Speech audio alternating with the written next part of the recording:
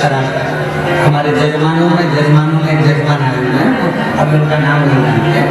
तो हम जैसे शाम को नीचे आए, पत्रकारों की वार्ता थी, तो उस समय का उन्होंने प्रश्न पूछा, गुरु जी कलयुग में भी क्या शंकर भगवान आते हैं?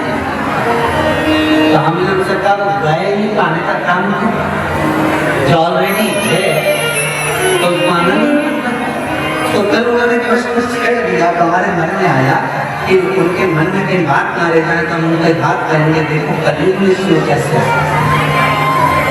झांसी के पास में मौरानी को चतुर्वेदी, तुम्हारे झांसी के पास में मौरानी को हम कभी नहीं गए। और जब मेरी सरहद जा रही थी तो तुम्हारे झांसी से निकल कर गए, तो हमने जरूर खाया था तुम्हारे। तो झांसी के पास में मौरानी को हमने कल्याण में पढ़ाया। कल्याण के अंक में, अब आपको उस कल्याण अंक का नंबर देंगे, उनसे अंक में हमने पढ़ा। कल्याण में गीता प्रेस के मौरानीपुर में, झांसी के पास मौरानीपुर है, मौरानीपुर में एक नारायण नाम का एक व्यक्ति ने उस लेख को कल्याण के अंक में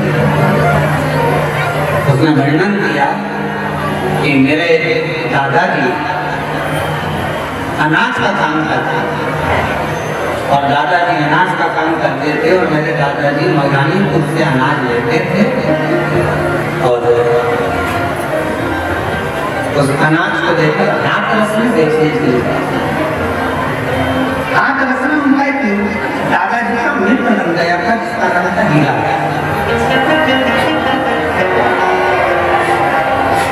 और हीरा लाल के ना तो पत्नी की ना बेटा था, परिवार के लोग इससे काम कराते थे, तो कमाई का एक स्रोत बन चुका था। अवस्था ढलती जा रही थी, परिवार के लोगों ने उसको पूछना बंद कर दिया था। एक दिन नारायण के दादाजी जब अनाज बेचने के लिए मौरानीपुर से हाथरस गए, तो हीरा लाल से मिले, तो हीरा लाल का चेहरा उतरा हुआ था। तो कहा जी आपका चेहरा उतरा हुआ है? हाँ, मेरा कोई है नहीं, बहुत मेरे रिश्तेदार भोजन भी देते हैं तो ताना सुनाते हैं, धन के नींद ऐसा है। तब हीरालाल जी से नारायण के दादाजी ने कहा कि आप मेरे साथ चलो, मौरानीपुर में रहना, मेरे बेटा बहुत अच्छे हैं, मुझे भी भोजन देते हैं और तुम्हें। हीरालाल व्यापारी के कहने पर, नारायण के दादाजी के कहने पर मौरानीपुर ये कलयुग की कथा है। इसी कलयुग की कथा, बहुत पुरानी नहीं, बहुत नई कथा।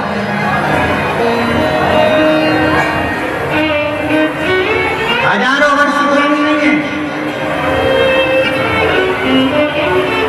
500 वर्ष पुरानी नहीं है ये कथा, मात्र 300 वर्ष पुरानी है। हीरालाल को लेकर आ गए, हीरालाल अपना सामान ले आया, पैसे ले आया, उसको बहुत सम्मान देने लगे हीरालाल। उसको लोग सब घर के जितने भी परिवार के लोग थे, दादाजी दादाजी दादाजी दादाजी कहते। हीरालाल के पास में जो पैसा था, आधे पैसे का तो हीरालाल ने नारायण की माता जी के जीवन बनवा दिए, और आधे पैसे का हीरालाल ने मंदिर बनवा दिया शंकर जी का, क्योंकि उसकी आराधना थी। शंकर का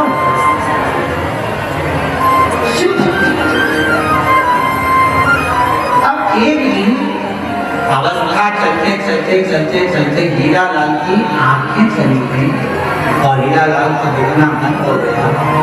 घर के लोगों ने कहा दादाजी प्रयागराज में मेला लगाया है, आप नहीं चलोगे? दादाजी बोले मेरी आंख से तो दिखता नहीं है, मुझे काम करो, शंकर जी के मंदिर में छोड़ दो, मैं शिव जी को लोटा भर के जल चढ़ाता रहूंगा, तुम आ जाना और फिर मुझको भोजन दे देना, सुबह जाओगे रात को पानी जाओगे। नारायण के माता पिता दादा सब चल दिए प्रयागराज। प्रयागराज से आते आते उनको याद आया गद्दा को शंकर के मंदिर में बैठे होंगे, भूखे होंगे, चलो जल्दी नारायण जाओ गद्दा का हाथ पकड़ कर ला। नारायण गद्दा का हाथ पकड़ने के लिए जैसे जा रहे थे, गद्दा तो देखा नारायण ने कि गद्दा की आंखों पर एक पट्टी बनी, आंखों नारायण ने पूछा गद्दा तुम्हारी आंखों पर पट्टी कैसे?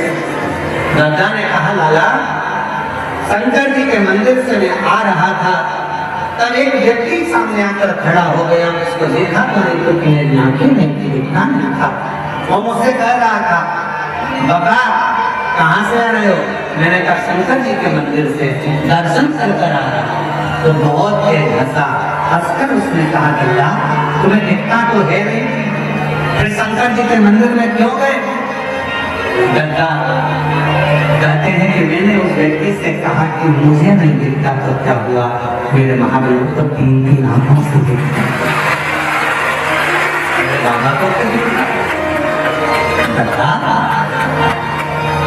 तुम्हारी आंखें नहीं है? नहीं।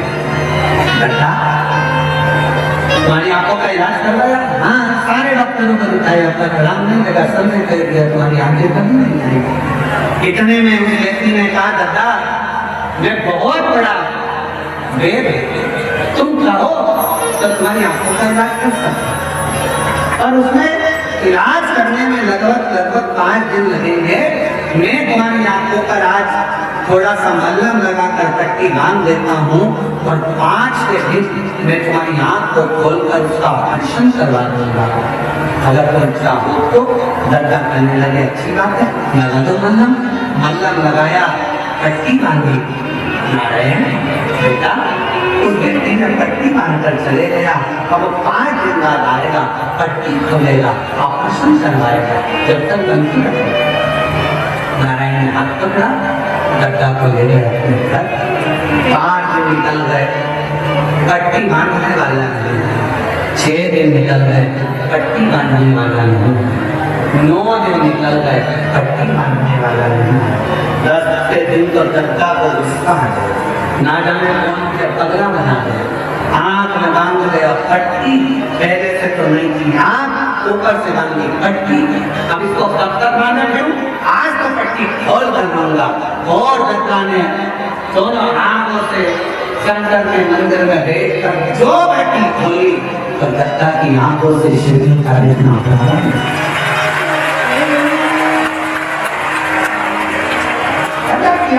शंकर का स्वरूप दिखता, बेटा मेरा जल्दी आ, मेरे मित्र को ना, मेरी आंखों से दिखना प्रारंभ हो गया।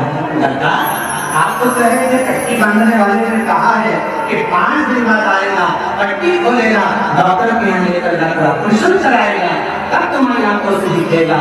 मुझे नहीं मालूम वो पट्टी बांधने वाला कौन था, मुझे नहीं मालूम मतलब लगाने वाला कौन था, मुझे नहीं मालूम मेरी बुद्धि की रोशनी को दिखाने वाला कौन था।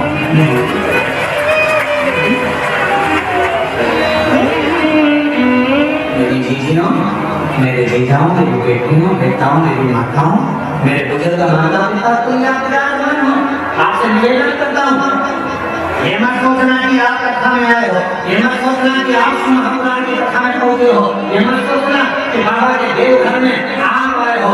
आप किसी के घर में जाकर बता दो, नहीं जा सकते। पड़ोसी के घर में घुसकर बता दो, नहीं घुस सकते। जब तक पड़ोसी की आज्ञा ना हो तब तक तुम पड़ोसी के घर में नहीं जाते। मेहमान के घर की आज्ञा ना हो तब तक मेहमान के घर में नहीं जाते। उसी तरह देव घर में भगवान शंकर का घर है, उसकी आज्ञा के बिना को देव घर नहीं है।